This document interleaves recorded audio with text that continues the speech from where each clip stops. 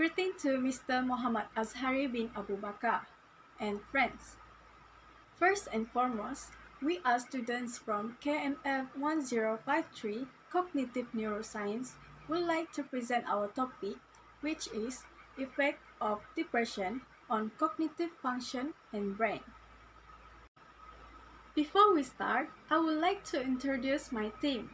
The first one is Nur Shafira binti Abdurrahim, 80809. Next is Nurul Ain binti Rashid, 80822, followed with Nurse binti Jiko, 80796, and the last one is Nur Khairin Nadia binti Azware, 80651. Depression is a common and a serious medical issue that can affect feelings, thinking, and action of someone. Torres has mentioned that depression can cause a variety of emotional and physical issues, such as a reduction in a person's ability to function at work and at home. Unfortunately, most people are unaware of what depression is. Based on the healthcare of professional, which is Hippocrates, the Greek physician, he has discovered that depression is caused by an imbalance in four body fluids called humors, such as yellow bile, black bile, phlegm, and blood. Hi, Assalamualaikum. My name is Nur Karina binti Azhari. My metric number is 80651. So today I'm going to talk about types of depression. And actually, depression is a mental illness that is a second most serious health problem in Malaysia after heart disease. And someone who has been traumatized is said to be at a higher risk of developing mental illness. So there are four types. That is a most common type depression, which is clinical depression, manic depression, postpartum depression, and psychotic depression. So clinical depression is characterized by a persistent sense of hopelessness and despair. It can be passed down through families from generation to generation, but it also can affect people who have no family history of illness. So the symptom for clinical depression is fatigue, feelings of worthlessness, impaired concentration, indecision, hence insomnia, and hypersomnia. The second one is manic depression, or we call bipolar disorder. So bipolar illness is actually has no specific causes. It is just an issue of genetic or the way the brain develops. And people who has bipolar depression or manic depression is experience moments of an extra happiness and vigor, as well as bouts of extreme sadness, hopelessness, and sluggishness. Half of those suffering from manic will have delusions or hallucination. So the symptom for manic depression or bipolar disorder is a significant high and low mood swing, as well as changes in sleep, energy, thinking, and behavior. The third one is a postpartum depression.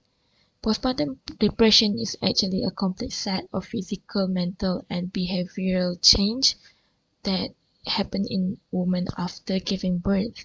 A serious form of depression that appears 4 weeks after childbirth. The symptom for postpartum depression is difficulty sleeping, hunger changes, extreme exhaustion, and frequent mood swing. The last one is psychotic depression. Psychotic depression is a variant of major depression and some sort of psychosis. Possibility include hallucination and delusion.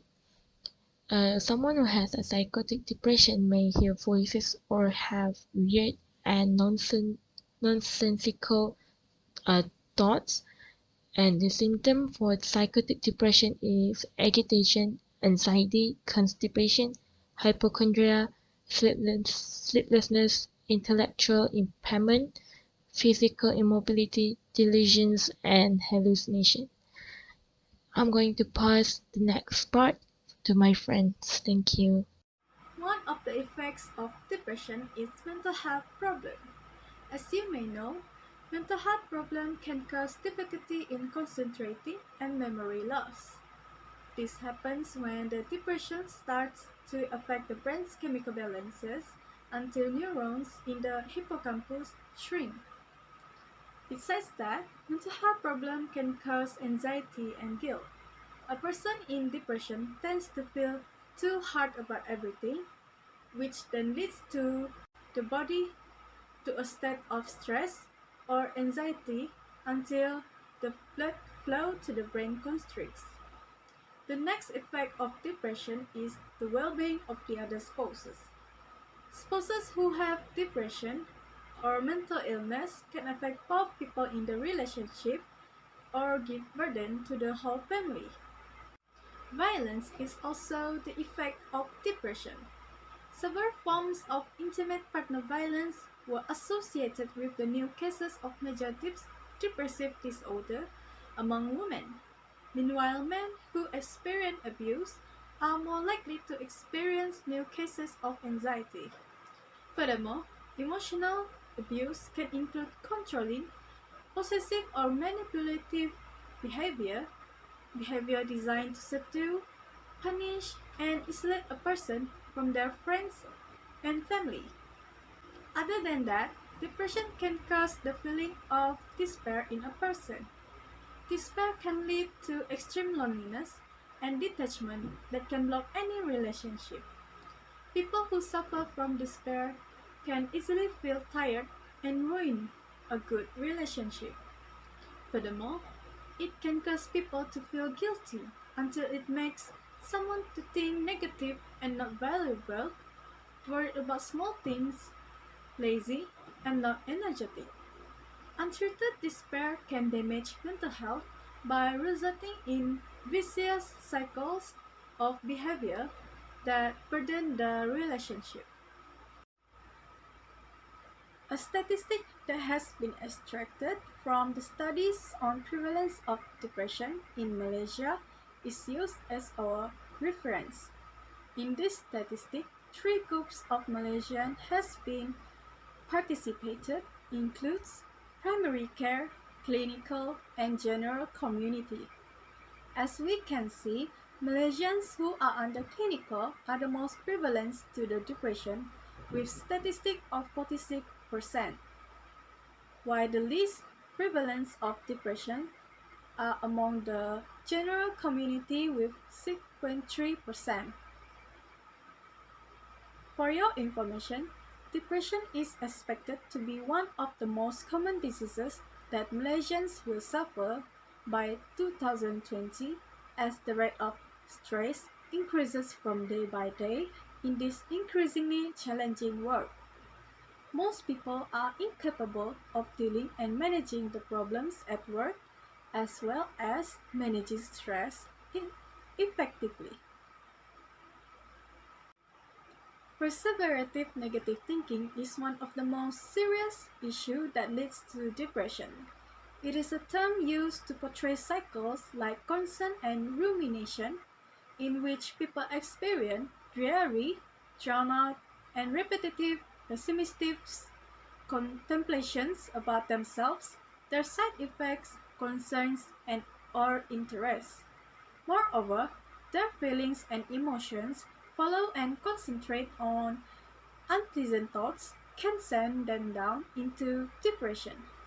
Furthermore, common negative thinking includes low self-esteem, self-destructive belief, and pessimism. The famous negative thinking patterns includes personalization and self-blame. Hi, my name is Nursa binti Jikal. My metric number at 0796. Today, I would like to talk about the link between depression to cognitive and brain. First, both frontal strial thalamus and limbic thalamus are playing a very important role, which is to regulate the mood, cognitive, and behavior of someone. The existence of depression occurs when the negative cognition happens, caused by the processing of abnormal emotional disturbances in the frontal limbic, which is the part of brain circuit. The second one is by having a high prevalence of depression causing dementia among the elderly. Sometimes depressive symptoms are the first glimpse of the brain failure that will lead to dementia. Several researchers believe that the depression increase inflammation and other chemical changes in the body actually increasing the risk of later dementia. Assalamualaikum and hi, my name is Nurul Ain binti Rashid and my matrix number is 80822. So, I will discuss about treatment for depressions. There are many ways to treat depression and one of them is using antidepressant. Antidepressant is the most used method of, of treating depression and anxiety and it should not be used with more caution. Example of antidepressant is selective serotonin reuptake inhibitor and serotonin splicing antidepressant. Second is long-term maintenance therapy, which is psychotherapy and cognitive behavioral therapy. This way is recommended in certain high individuals to reduce the risk of future episodes. Next, physical examination and interview. This will help to identify specific symptoms for diagnosis and plan interventions by examining medical and family history, as well as cultural and environment factors. Other than that is electroconvulsive therapy. This method is used on patients who do not respond to other treatment. While patient is under anesthesia, a brief electrical operation will be performed to stimulate the brain. Besides, by doing physical activities also can reduce depression. It helps to cope with mental health problems. Last is doing cardiovascular and favorite activities such as jogging, fishing, painting, and more. Doing activities that is matched with interests and abilities can help individual to better manage emotions. It can release endorphin hormones when move and sweat a lot. I think that's all from me. Thank you.